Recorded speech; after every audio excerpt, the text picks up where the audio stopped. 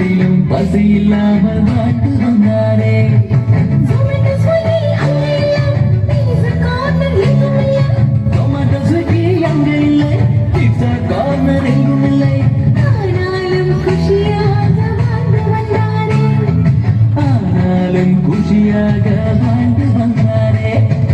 ஏறி காற்றும் கரையிலே யாத்தான் பஞ்சத்திலும் பசி இல்லாமல் வாழ்ந்து வந்தாரே.